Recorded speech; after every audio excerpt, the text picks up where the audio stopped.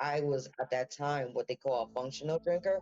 So I would, go to school or go to work, and I Mm-hmm. would still drink like the night before, but still maintain, going to work. And I was walking down my stairs and I was intoxicated and I fell and I hit my head on the latch of the door. I mean, to the point where I had bleeding in the brain. I was rushed to Newark Trauma Center. And the faith I have now was definitely not the faith I had back then.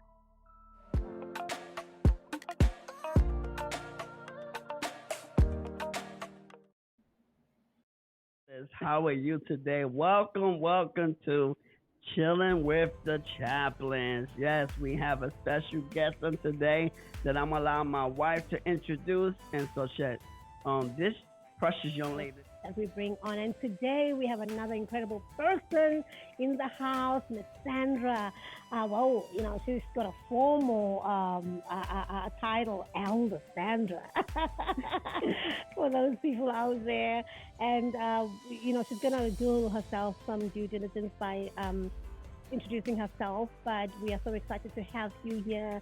Thank you for coming and thank you for agreeing to do this interview with us. I know many people will learn from your story because when you first shared it with me, I was like, this touched me, and I know it can touch a lot of people. And I learned from your story, and I continue to do so. Every time something hits me, I'm like, what would Sandra do?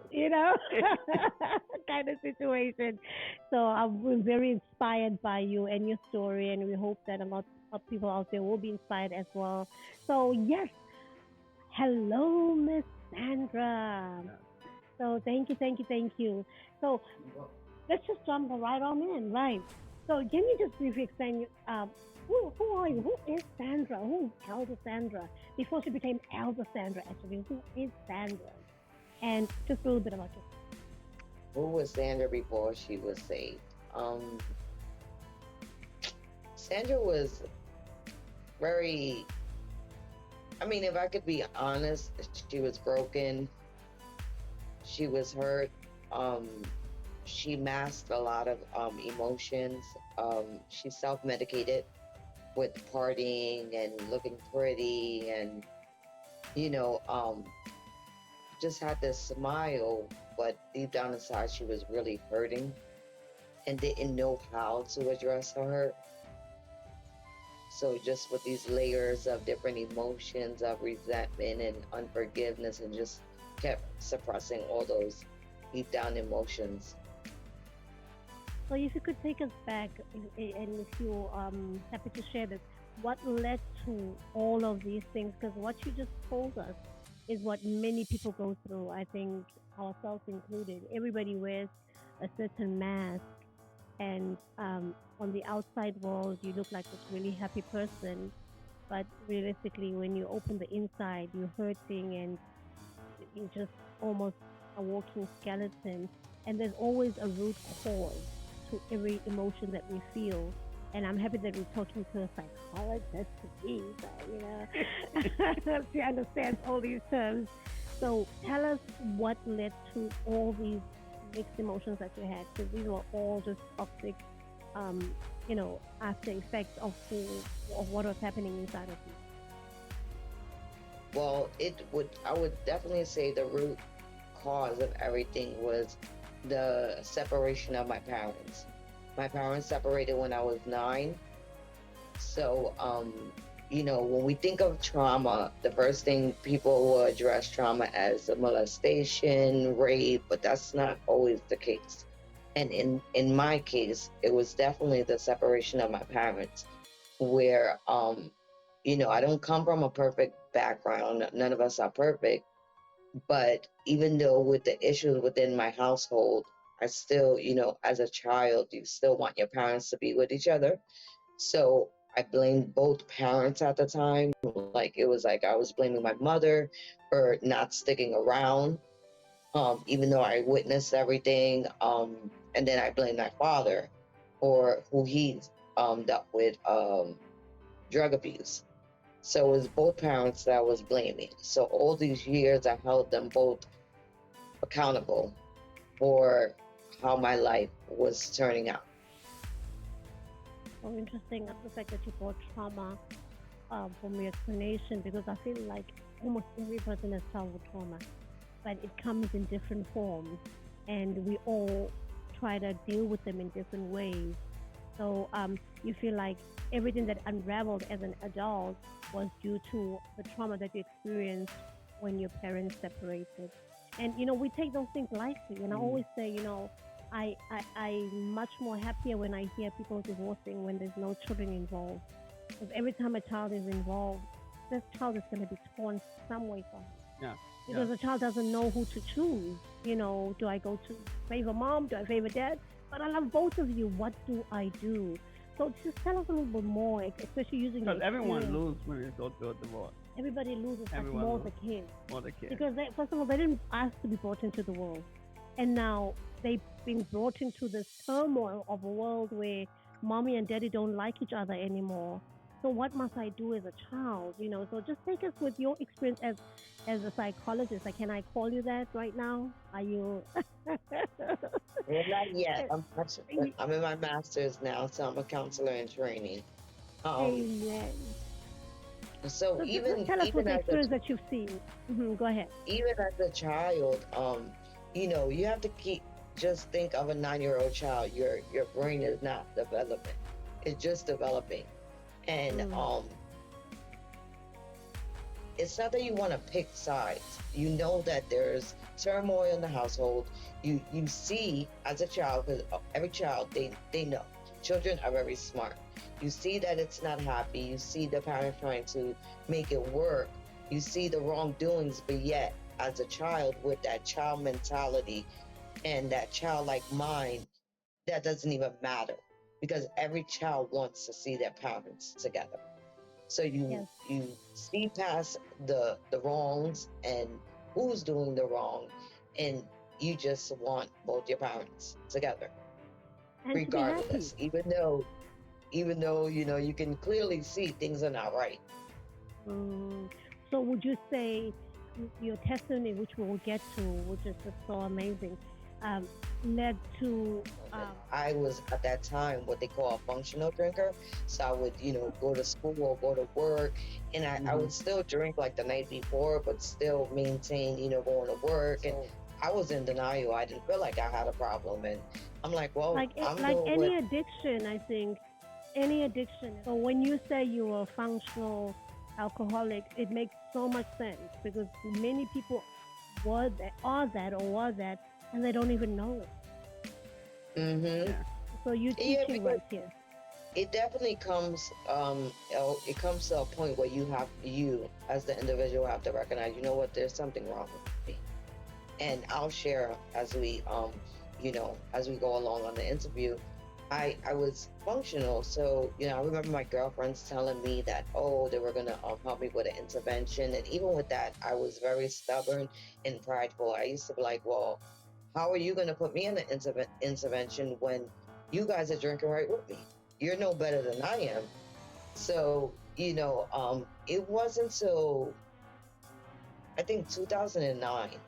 I was walking down my stairs and I was intoxicated and I fell and I hit my head on the latch of the door. I mean, to the point where I had bleeding in the brain. I was rushed to Newark Mm. Trauma Center. And you would think that that moment would have been the time for me to stop drinking, and it wasn't. I was out of work on disability, and that's when the depression. I mean, it because like I mentioned, I was what they call a functional drinker. Now I wasn't going to work. So what was once functional turned out to be an everyday, all day. I didn't have anything, so I didn't have to get up and go to Mm. work. I didn't have to, so I was drinking constantly, every day, all day, bottles after bottles after bottles. I mean, to the point I wasn't even going outside. Mm. I do want to go back because you said something that I wanted to say, but I didn't want to interrupt about your father. Better than me. I'm the interrupter. Yes, yes, yes. I didn't want to interrupt, so I'm like, I've allowed you to speak and allowed my wife to speak, but I wanted to say, I wanted to bring it up because, when you were saying when your father passed away, that all that tension came because you never was able to say anything. So everything that you have was bottled up, and so it stayed there. You wasn't able to get delivered because y'all wasn't able to express each other's feelings. You wasn't able to tell him how you felt, and then he wasn't able to hear you out. And so a lot of times that still stayed in you. And like I said, it takes the work of Jesus to ask you to free you, to get that out of you, because and that played a part. And this is why it's very important that don't hold nothing within. Don't allow, because life is short. And so a lot of time, if you hold it within, you hold it resentment, like I'm not going to speak to the person. But what happened if the person passed away? Away, and you have all that. And then you have all that Those resentment, questions. all those questions within you. And so this is why I want to bring it to that point, because if there's someone out there today that maybe have someone, maybe had a father, maybe have a mother, and they mad at them, and they don't want to say anything to them. They like, I'm not speaking to them, maybe because they done you wrong, maybe they got divorced, and you feel like, I'm not going to speak with them. And don't hold it within, because if you hold it within, it's going to be worse if they pass away. So don't hold nothing within. Just begin to talk out your frustrations, and then explain to them how you feeling, and maybe they will listen to you. Most But likely. sometimes it's easier said than done, and I think Sandra will be able to explain this further. Because I'm sure you deal with such issues as well with counseling, where people want to talk but they just don't know how, or they want to talk but the next person is not willing to hear them. You know, it's not as simple as we just saying like, go I and know, talk it because out. the parents might don't want to hear it as well, but you want to try. Don't hold nothing within. Even like I said, don't wait too long. Try to eventually I don't set know. something. I think he lives in the 24th century, not No, even in the but 20th. Because I know in my case, in my culture, we're not allowed to talk back to adults at all. If you talk back to an adult, then you are a bad child. you couldn't say you You you, couldn't you you couldn't. cannot. Children in my culture are not heard. They're not heard at all. Hmm. And I believe in many other cultures out there. So how do you go to your father at 6? I think it Good. has a lot to do with the individual, and definitely, Lady Caesar, it is a cultural thing too, Mm, because even though you're Pastor Chaplain, you're saying this is the 21st century, but culturally that's the way they're brought up. So mm. to even to unlearn that is a whole nother, they would have to relearn how to, all right, well, this child has a voice too. As an individual, in my case, like I mentioned, I was prideful. I didn't want to talk to him. It wasn't that I didn't have the Mm. option. My mother always told me, talk to your father. Even when my father got sick, she would tell my sister and I, your father's not doing well, talk to your father. Talk to your father. My mother always told us that, but because I was stubborn and I was the way I was like, I don't have nothing to say to him, which makes it worse because when he passed away, now I have all this unforgiveness, this resentment. Yes. Now I'm regretting I never listened to my mother when she told me to talk to him Mm. in the first place. So it So makes it it definitely worse. depends on the individual. Yeah, Mm. so even like with those individuals, if like you being prideful, you don't want to speak to them. We still say that this the point is still begin to. I know you might be upset, but you gotta allow yourself to calm down so that you can begin to go to them. Because don't allow Easier said than done. life is short. I know it's easier said than done, but it's very important because you don't want to live life Yes. without with regrets. But not only that, living a life without saying your truth. That's basically your truth. You don't want to go through life and without saying your truth. Like, okay, you know what, that hurt me bad, or that hurt me mom. And so we I saying, mean, like, but I know it's hurting, and I as I really said, want us to easy go said on it. with the interview, but Yes, guys. it's easier for us to say that. But like Sandra was saying, circumstances are different. Yes, it is. Because I I know agree. that you know the Lord really helped me because I had so much resentment towards my father because I was a rejected child, and it was no secret. My father wanted a boy and a girl came out, you know, and he had another boy who came just 3 months prior to me, and so when I arrived, it was more focused on the boy than on the girl, and that was just rejection after rejection, Rejection, right? yeah. So it's easier for I me know it's not easy. yeah, it's not easy to go to dad and say, why didn't you love me like you love my brother? You know, it's not even. So let's just move on to that because everybody acts differently. Yeah, And I'm glad that we have a counselor in the house because she will also just later tell us how important it is to get therapy and counseling because that helps to speak things out. You don't have yeah. to necessarily go to the respective person that has abused you or that has caused a trauma. Go to a Someone, professional. yeah, Yeah, go somewhere. also professional, and I think I Yeah. also need that to deal with my childhood traumas. So I think we all do. yeah. So what are some you were still sharing with us some of the specific events that actually and circumstances that led to you know your breakthrough? I want to call it. So just share a little bit with us. You were still walking us through that before we interrupted you. So you hit your head, you rushed to the hospital, and then what happened? That was 2010 September. I was rushed to Newark Trauma Center.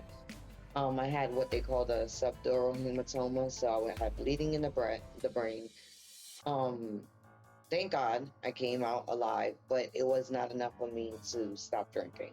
Like I mentioned before, that's when I went into a deep depression where I was drinking all day, every day, not going outside, not even shower. Um, I barely, I didn't even get dressed. That's all I was doing was drinking, drinking, drinking, drinking. And Who was this getting went the on for drinking for months. you? Who was getting it Who? for you? Yeah, who was getting My it for you? mother. My mother. Oh She man, was the what? one buying the alcohol for you. Yes, and Uh, you know, and but wait, but here's the thing. You know, when I share that, people will say, "Oh my goodness, how could she? How could she?" And Hmm. or she was enabling me, is what people would say. Yeah. But in reality, she actually was keeping me alive because if I would have the way I was drinking, if I would have stopped like without anyone getting me, and people are not a lot of people are not aware of this, you can die from withdrawal alone. yeah, yeah. Mm. So even with that, when I share that with people, they're like, "Oh," even I have family members that were upset with her, and I didn't realize that till I started going into school that I could have died with withdrawal Yes, because at that point my body needed the alcohol. yeah. But did she understand what she was doing, or she was just No, doing it? What do you think I don't believe she her was. thoughts were around why she was doing it? There must have been a I reason mean, why she she probably did it. saw her. She probably was looking at it like her baby girl sick. Yeah, yeah, and Mm. that's it. You know, she was like, hopefully this will help her and she would come out of it. You know, Mm. because she was looking at it. I know I'm buying it, but she's not doing anything else. You know, and guess what? Because she's still controlling it. You know, because Mm. she buying you a certain amount, so she know. You know, a lot of times you know how many you can drink before you really get drunk or out your mind or whatever. So she like And sometimes like people, in until you go it through was a more situation control like because that, you was in the house, huh? we don't really know what she was thinking because understand this. She's a mother who loves her children Hmm. and sees her daughter sick like this. By this time, I'm already like 108 pounds. I Mm. was Yeah. 108 pounds when I went to the hospital. So she's looking at her baby girl who's sick and needs this alcohol. Hmm. And, you know, I can't imagine the heartache and the Yeah. suffering on her end. I could only Yeah. speak on my my my Yeah. And point, you know, so that had to be hard for her as well. yeah, I agree. I agree. Definitely agree. And she like and she did the best she could because she like you said she probably like what at least she home. She's home.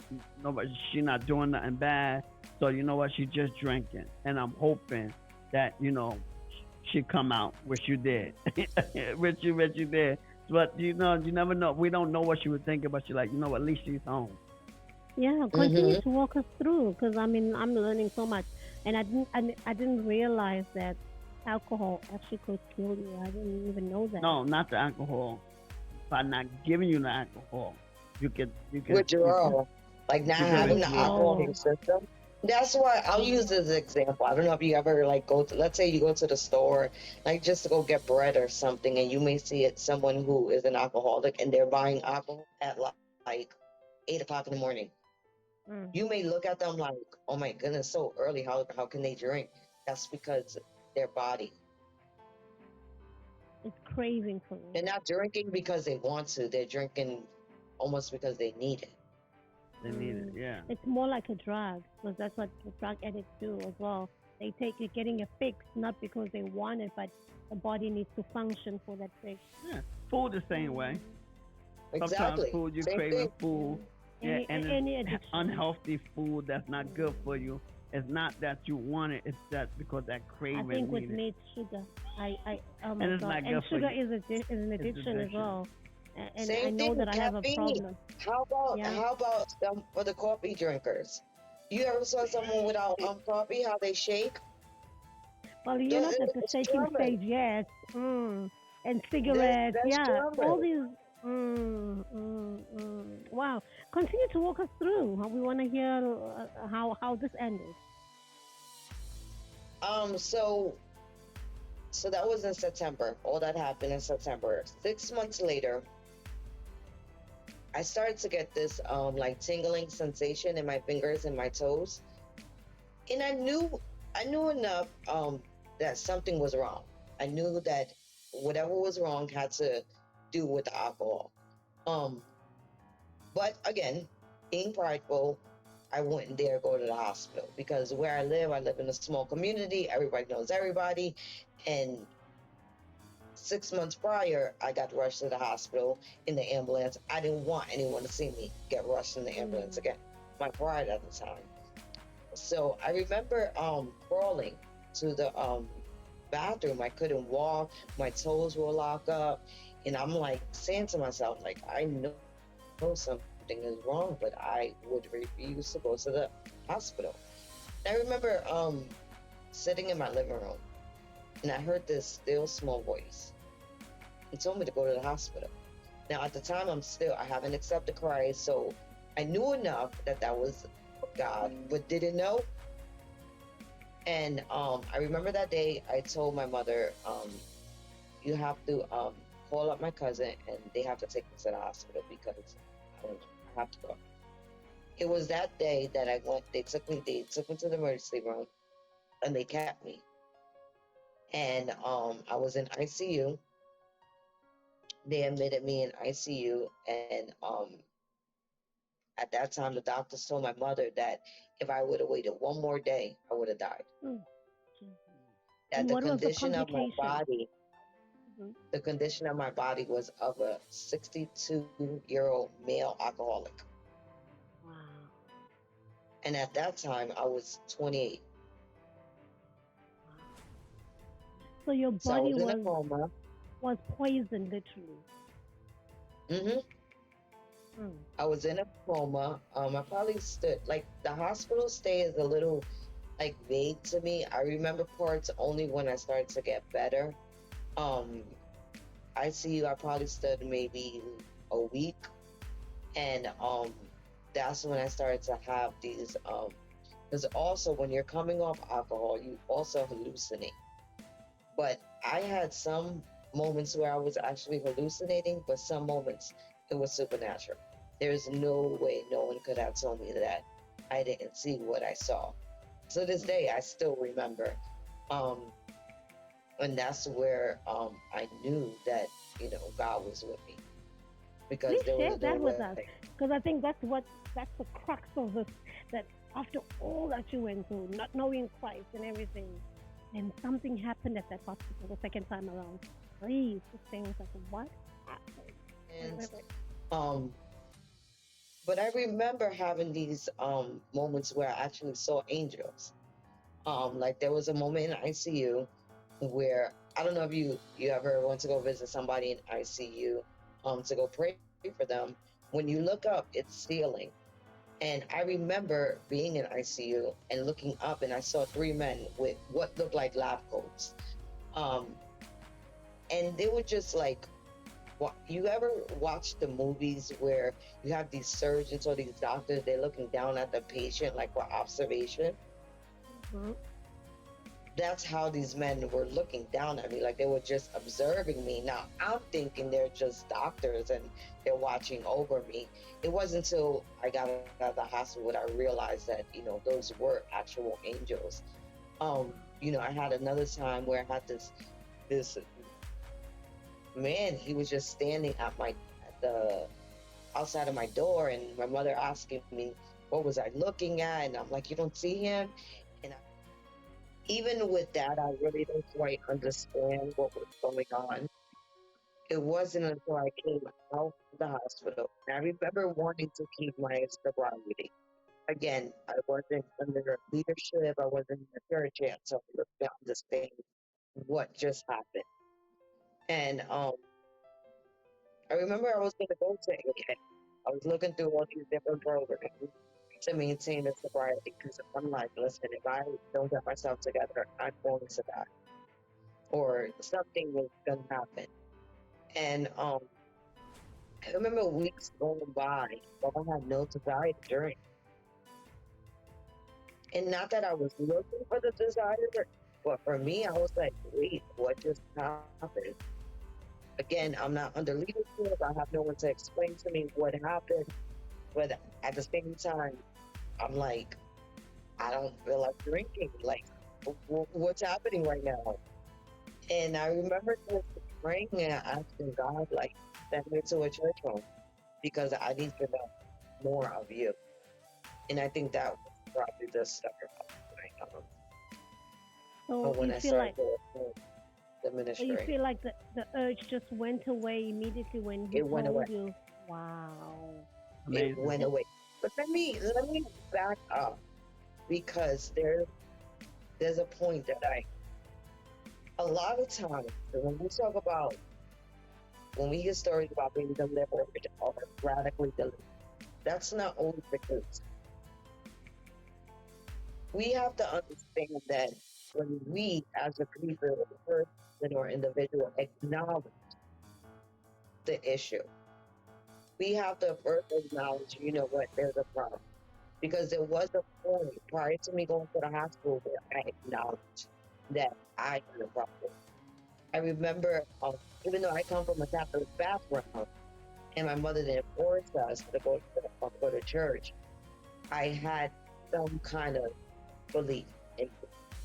My mother would always, tell us, have faith, have faith, have faith. So I do believe that the seed of faith was sown between my sister and I. It was. And I remember crying out to the Lord and saying, you know what? You either intervene or take me out because I can't do it.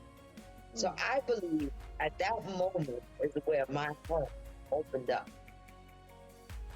Because remember, we have, like the old ways have passed. No one told me that. I wasn't under leadership yet. Yeah. So I'm like, all right, I'm going to be out with my friends, and but It that has was to not be for me. when it's like that. It has to be the Lord that showed you and directed you and teach you what to do. Like you said, you felt like when you were there, like I don't belong here. But they're like with me, I know because I grew up in church. And when I gave my life to Christ, I knew that I had to let go everything. I knew I had to walk away from unfriends. I had to walk away from friends that I had for a period of time. I knew that I couldn't, be around the same crowd I was with. I knew I couldn't go to the same places that I used to go to. Why? Because I was gave my life. Because I say I was saved, Right. and because I said I was saved, now I had to Walk the walk. walk the walk. So that was So my I next knew I question. knew that from since early age. If you Yeah. get saved, it's a certain walk you got to do, a certain lifestyle you got to have, and so I knew that. So that's why it was much easier for me when I gave my life to Christ to stop going to clubs and all that kind of stuff because I knew. So how did that affect your relationship, Sandra? Like your friends, because like you said, you wanted to be with your friends, but your friends did the things that you no longer wanted to do. So how did it affect your relationships with your friends, family, etc.? Because even My family, they still viewed you as the Sandra that they Talking to know me, who they was were like, "Oh, getting, you're not supposed to." yeah. You're not supposed to drink. And but at that time, I didn't have no desire. I just wanted to be around my friends. So I started to get tired of that because I knew what I had to do. And Mm. even though I still at the time didn't understand, they didn't. They're not going to understand either. Mm. And I remember this one time being in a gathering in one of my friends' house, and I'll tell you, I never heard the voice of the Lord so loud and Mm. told me, "You do not belong here." That Mm. I turned around, I was like, I thought somebody was behind me, and I just Mm. looked around and I was like, I have to go, and I Mm. left. And I think that was the last time me trying to fit myself in with my own preference. So you stopped being friends with those people because they kept taking you back to kind of your past life. I wouldn't say they kept taking me back. It was me trying to put myself still Fit back into in. that place. I didn't understand what was happening, but I knew that this was nothing but God, and this was between me and him. Mm. That's incredible. What about family? Because I'm curious about family. How do they treat you now? With the new Sandra coming up. Because they still, because with family, they get so stuck to the old person. Oh, she's gonna come back. Don't worry about it. Oh, we know her. We know her. She can't be saved now. She's just playing mind games. How would that? How did that go with you? Well, I could. My family is small. I would Mm. always tell them what God is doing, and what I mean. They saw firsthand. Even my girlfriends in the hospital, they saw the hand of God. They were all Mm. clouded witnesses what He has done, and I would invite them, and they eventually joined the church. That's amazing. Now, before we go into our Fab Five, I just want to ask you as well. I know that now you've become a woman of God and an amazing one for that matter. And just walk us through on how faith has actually, how it has helped you just walk this journey and not look back to the old Sandra. Well, like I mentioned earlier, I do believe my mother placed that seed of faith in us. Um, for any of us, not only for me, just on this walk, you have a amount of faith. As you continue on this walk and your trials and your tribulations, it's where your faith begins to expand. That's right, it goes. So it Mm. grows as you grow in Him, and that comes with trials and tribulations. And I always look at if God brought me from that, He'll definitely bring me from that. And I know you're very active in the church and Yeah. you've touched many lives. And we pray that God continues to use you mightily, even in the work that you do. Just tell us briefly about the work that you currently do now and how you got to that. Because I know that during the time when the old Sandra, I keep referring to her as the old Sandra, but during that time, you had dropped out of school and stuff like that. When did you decide to go back to school? Well, how did that come about? Because right now you're doing your master's. I mean, what? That's just Um, another w- testimony on its own. well, I did graduate high school. I was the one that hated school, and about 7 years ago, the Lord told me to go back to school, and He told me what school to go, and I'm like, I hate school. There's no way I'm going back. Hmm. And, talking about obedience earlier, um, I wasn't always obedient. And I Hmm. remember saying, okay, I'll go back to school. You want me to go back to school? And I remember I went to the community. That's not the school he told me to go to. I went one Mm. semester and never went back. I never did. So then, like a year later, he redirected me back to the school where he wanted me to go. So I went to that school, undergrad, public college in North New Jersey. So I knew I was in his will. Even when I got there, I remember as a freshman in undergrad, people would tell me, "Oh, you graduating? Oh, you graduated this year, right?" And I'm like, "What? I just got here." Wow. So I And knew I was in his will, and I knew that's where he wanted me. God is the boss. He gets the final say. So, Yeah. I knew he wanted me there. And then now you are what exactly what is your role now? What did you graduate in? Okay, even I graduated in 2022 with my BA in psychology and counseling, and Woohoo! now I'm in the That deserves a master's horn. program. That deserves a horn. Well done on And now I'm in that. the master's program. Wow, so proud of you. So what's the master's in now? What happened? Your master's. What is it? What master's are you doing? Counseling. Counseling. Wow, that's amazing. MBA or psychology? I mean, MSW or psychology? Psychology. Psychology. Okay.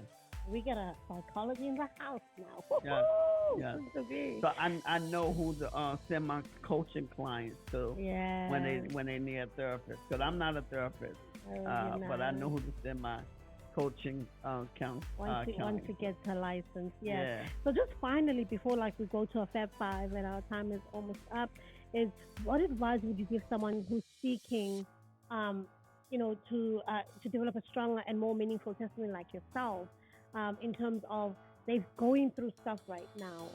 How do you come out of that? Like, what do you do? Because some people feel like, oh my God, this is it, it's the end of the world. It will never get better. They don't see the silver lining. In the midst of everything that has happened in your life, I believe there was always a silver lining. So what would you say to somebody who's going through something right now really deep and they're like, oh my God, this is it. And they're even contemplating and taking their lives?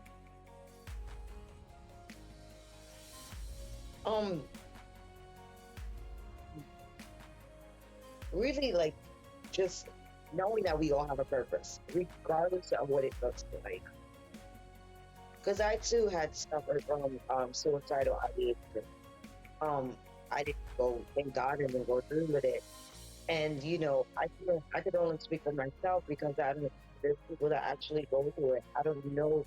I don't believe that they're in their right mind at that moment, because no one that takes some kind of level of courage. If that might sound a little continue to move forward, even if it's a little step, even if it takes every bit of ounce of you, continue to move forward. Don't stay where you are.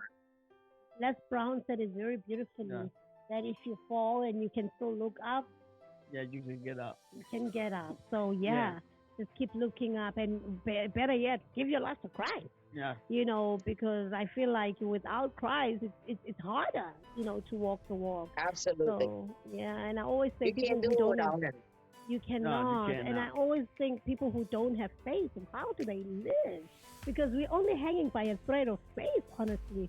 When things get really rough, you're like, oh, Lord, I'm just hanging on to you now.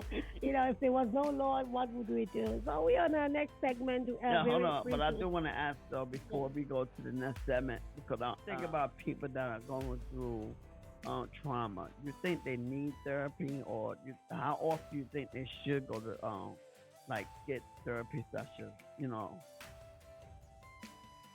I would definitely say yes. The therapy is always needed. Like you mentioned earlier, we need somebody to talk to. You cannot keep that all in. There has to be some type of release.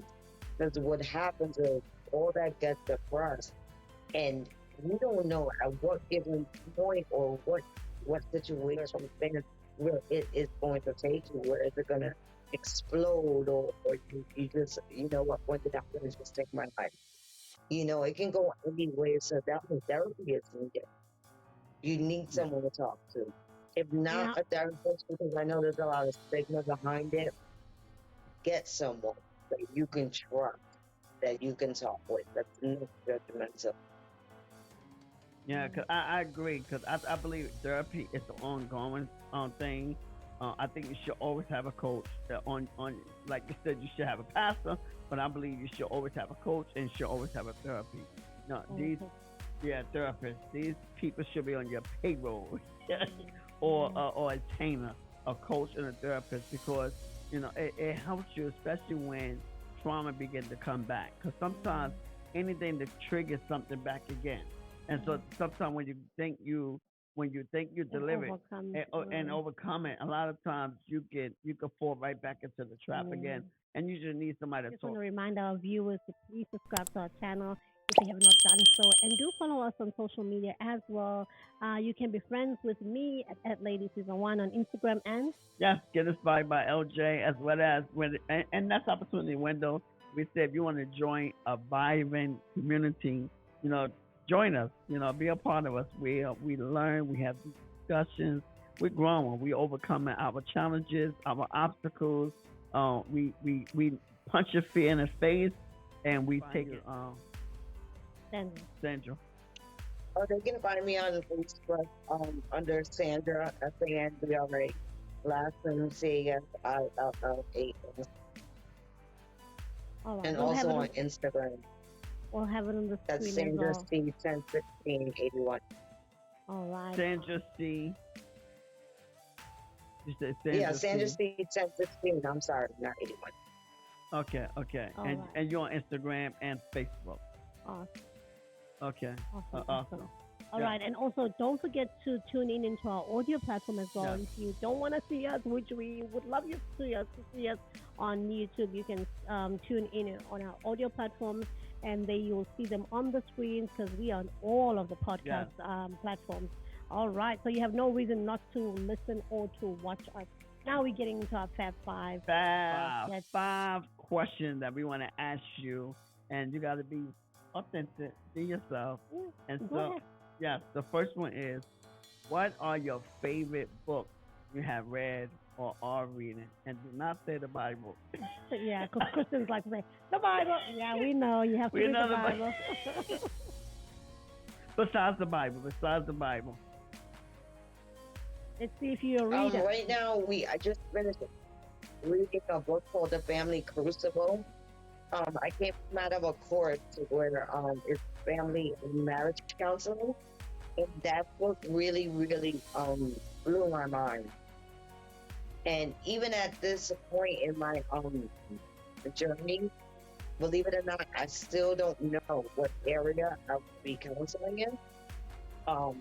But after coming out of this course, I'm like, wow, I think family therapy counseling is definitely it, because it taught me a lot of like the structure of family, and like you mentioned earlier, my own story, so it's called The Family Crucible, so it was pretty good. That's awesome. What skill do you think people should have during these times that if without that one skill you think they doomed? Oh, and this time a skill, definitely listening. Definitely. You really have to have that skill, because a lot of times, especially during this time, even when we came out of a pandemic, which is a trauma, even a lot of us went through trauma during that time, the whole world. Yeah. And a lot of times people need someone to listen to. A lot of us, we don't listen, we respond. And a lot people want to be heard, or they just want to let out. And instead of without the listening skill, you're not even listening to what they're saying. I love You that. can't hear. And people forget that listening is a skill. It's a learned skill. You can learn to listen, and I'm so struggling to get to that. So the skill you said was listening. Listening. Yeah. Listening. That's an awesome. Yeah, Yeah, that's awesome. because Yeah, a lot of people need someone to listen to listen them. to. We were talking about therapy before. That doesn't have to only be someone who's a licensed therapist. You can have one of your pastor friends or one of your friends that want to talk. They don't want you to talk back. They want you to listen to them. Listen, I'm having a bad day today. I don't need your advice. I don't need you to tell me what to do. I want you to listen to what I have to say. Yeah, so true. Love that. So true. Yes. And the Bible even say, be swift to hear and slow to speak. Yes. The third one, you think people give up, fail, or quit when they're pursuing their goals or dreams?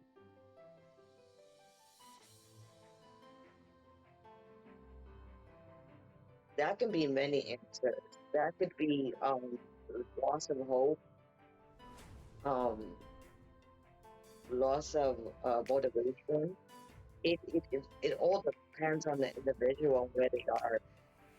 That's why a great support system is always needed. Life itself, you cannot do it by yourself. So true. So true. That's why people are communal. Because Yeah. we can't survive on our own. We need people around us. Yeah, that's absolutely good. And just tell us about your hobbies. What hobbies does Sandra do with besides school, besides church? Because I know them Christians who can say, "Oh, I like to go to church." Yeah, we know. What Oh other well, hobbies do you do? I I practice a lot of self care. And yes, I that's love it. getting your nails done, your toes, but I do a lot of walking. Love Walking. that. That's part of self care as well. Just relaxing, like taking a moment. I'm a napper. I need a nap Woo! Club napping. because I wake up very early and I go to sleep very late. So I need my naps to function. Yes, I'm in the napkin club too. I think it also has a lot to do with being over 40. Okay. Yeah, I'm a napper. I have no problem taking a nap. Anytime, yeah, me too. We can be napping friends. Hey, when are you going to nap? Napping buddies. I'm nap ready anytime, right? Anytime. I So love that. so the last one, the last five, um, we would like to ask you because we would like to go back to this video, um, later on after you Five know years time. 5 years time. So we would like to ask you, where do you see yourself in 5 years? So we want to be able to look back at this video and say, you know what, Sandra said she was going to do it, and she accomplished it. So where you see yourself in 5 years? Well, 5 years. I have one more. I have one more year in October next year in the masters. So I have one more year. So that's 2 years. I'll have my master's in counseling. Then I'll take my NCE. I'll pass that. So I have my license and hopefully have my own practice. Have your own practice. That is beautiful. That's amazing. So you'll be how many years into your practice? Like a year in or something? 2 years in? Yes. That's amazing. And you'll come to your offices and say, Yes. you said it and you did it.